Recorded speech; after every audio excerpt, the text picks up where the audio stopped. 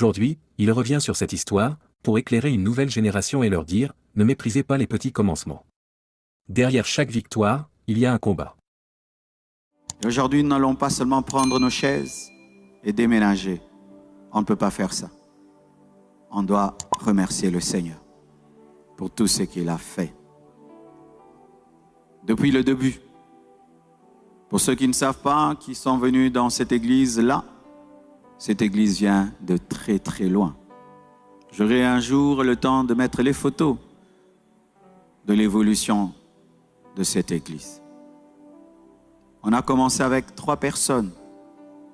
3 personnes à Lombi, à Lemba. Moi, Pasteur Guy et le frère Olivier Malengo. Et ensuite Tite. Je n'avais que 3 fidèles dans un salon donné par une maman. On a commencé à prier. Prier. Prier. Prier. J'avais 22 ans. J'avais été consacré au ministère à 21 ans. Une année après, je me suis mis en prière pour commencer la compassion. Et on a prié pendant une année. Et c'est à 23 ans que j'ai été pasteur. Et on priait dans ce salon. Il y a eu 2 personnes qui sont ajoutées. 10, 20, 30. On était une 50aine. Le salon était devenu petit. Et une femme nous a donné un salon plus grand, à Luangue, toujours à Lemba. On faisait mercredi, on avait veillé, je crois. Et vendredi, on avait jeûne, j'ai oublié un peu. Et le grand salon était devenu petit, il y avait une centaine de personnes qui se réunissaient.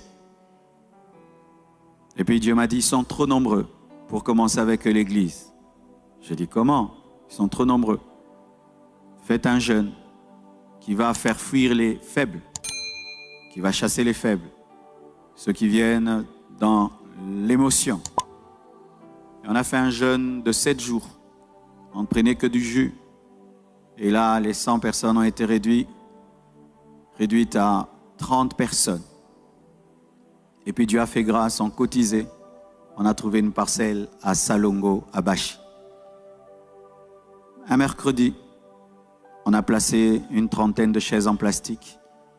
Il n'y avait pas de sono, il n'y avait pas de toiture, il n'y avait pas de porte, il n'y avait pas de